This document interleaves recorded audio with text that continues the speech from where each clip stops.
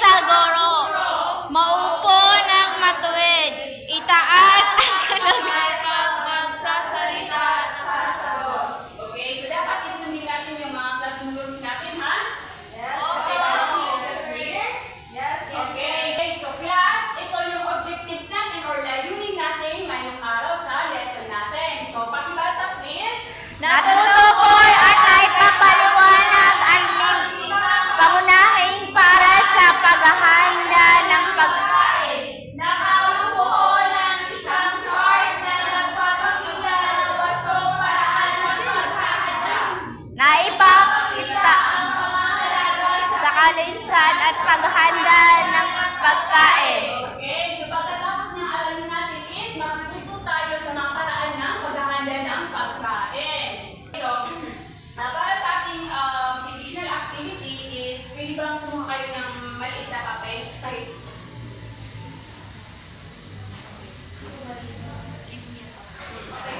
So, ang gagawin nyo is, i-rate nyo from 1 to 5 kung gaano kayo ka-guilty sa mga sasabihin itong mga experiences dito. Okay, so, naiintindihan ba? Yeah. Okay, so first is, Nakapagprito na. nakapagprito na ba kayo ng itlog pero nasunog? No. No. Kasi white material po ano. Nakagraduate po ako. Okay, so, isulat nyo sa maliit na papel. So, from 1 to 5. If guilty kayo, Zero. hindi. 4. Ano po yung zero? 3. Never. Okay, so ang pangalawa naman is naglagay ng asin sa niluluto imbis na asukal. 0. 0. Yes. Nabaw kasi di maninindun. Nagprito ng itlog. Oh, yes. True. Yes! 5. 5 na 5. Okay, so inutusan magdiwar ng gulay pero Yes. So, always. Okay. Always. Ang isa is nagluto ng pancit canton tapos may sabaw. Yes. Masarap. Pang-anim naman is nagpatay ng apoy ay hindi pa luto kasi natakot sa mantika. 5. 5. 5. Five. So, Nagpicture mo na pang-pito ba? is nagpicture muna. As always. Yes. Okay, so ang last naman is nagtanong na ng ma anong ulam. Yes. Every day. Every day. No. Okay, so sino yung pinaka may mataas na ano? Ako po. Ay, mababa pa. Okay, sino?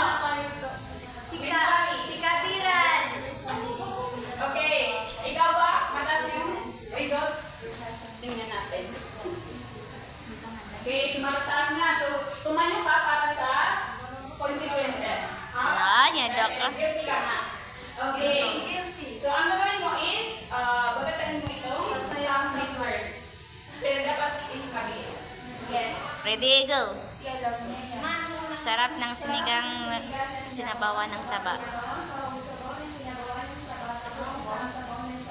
Okay. So, mag-learning. Learn natin sa Tongue twister. Sabaw-sabaw.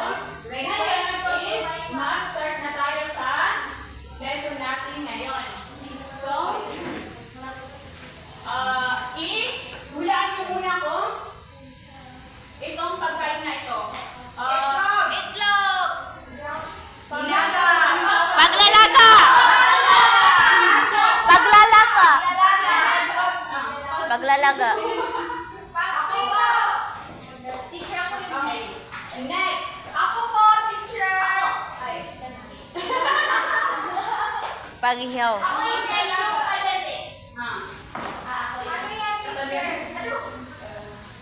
Ihaw. Sisingawan na natin dyan. Singaw. Sakal. Itong sopas. Papakulo. Pinrate nyo. Pagprito. Sige, natakot. Okay.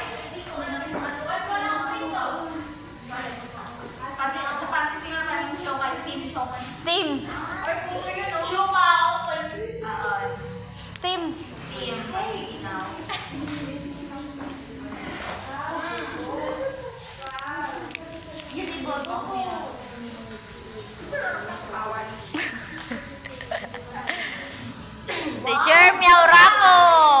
Minamisan susga. Okay, so tingnan natin sa ating lesson if tama ba yung mga sagot niyo. Okay, so the first one is ang paglalaga. So, itong paglalaga, okay, so itong itlog.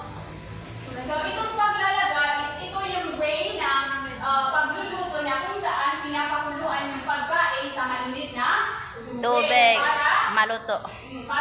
malumambot yung pagkain. Ang ibang example niyan is yung mga karne. Di ba? Kailangan Ilaga. yan kasi matigas. Kailangan is Badak. Agso badak. okay, so pangalawa naman Pagprito. is pagprito. Okay, so ito yung pagprito. Ito is ganito na pinrito. Ang pagprito naman is gumagamit tayo ng mantika. Alam niyo ba yung mantika? Yes! Lana! Oil! Okay, oil. Ito parang din natin oil. Okay, so yun yung ginagamit sa pagprito para maluto yung pagkain. So, compare dito sa ibang way ng pagluluto is mas mabilis yung sa pagprito. So, kailangan lang natin mag-ingat kasi mainit yung mantika. So, baka ma-pasok. Okay, pangatlo naman is ito, pag-ihaw! Okay, so tama yung sagot nyo. Okay, so ito na ang pag-ihaw is gumagamit tayo ng apoy or bagal ng apoy para maluto yung or grill. I-grill siya para maluto yung pagkain. So usually is yung mga bangus, yun yung tilapia. Okay, so naintindihan ba? Opo. Okay, so para sa pang-apat is ang pagpapakulo. So ito naman is para rin lumambot yung pagkain is ito yung gagawin natin pagluluto yung pagpapakulo.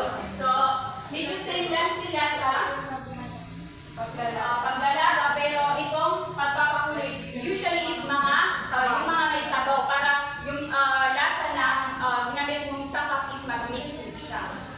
So, yun yung sa pagpapakulo. So, ang last naman is pagpapasingaw. Alam mo ba yung pagpapasingaw? Yes! Ano yun?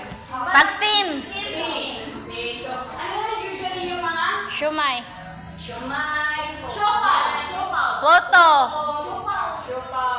Okay. So, yun yung Shumasayan. yan is ginagamit natin is yung init ng singaw na kumulong. Yung parang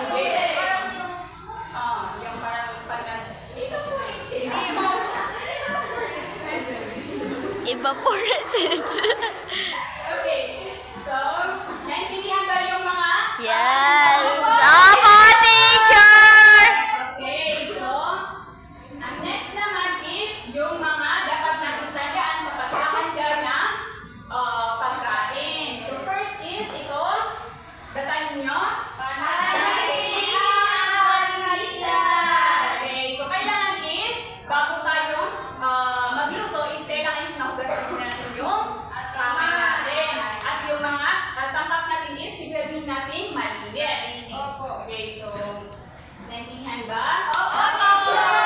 Okay, so pangalawa naman is gamitin ang wastong kagamitan. So, of course, kailangan is angkop yung ginagamit natin magamit sa magluluto natin. So, for example, is yung itlog, nilalagay ito. Yung Ginamit so, ko. i-boil na eh. So, ilalagay mo sa kawalis, di ba? Hindi dapat. Okay, so, kailangan is pili natin yung wastong kagamitan. Yes, teacher. Pangatlo naman is mag-ingat sa init. So, kailangan is huwag natin palakasin masyado yung apoy para makalipas tayo sa aksidente at para na rin hindi masunog yung niluluto natin. So, pwede gumamit ng pot holder para hindi mapasok. Yes, teacher. Saka gloves. Gloves. So, pang-apat naman is siguraduhin luto ang pagkain. Rania, bakit kailangan siguraduhin natin na Baka kasi ang galing sa akin? yung nag-exas siya kapag hindi natuto. Lalo na yung mga karne. Kailangan is naluluto ng maayos yung pagkain para makaiwas tayo sa sakit. Pang-lima is gumamit ng sariwang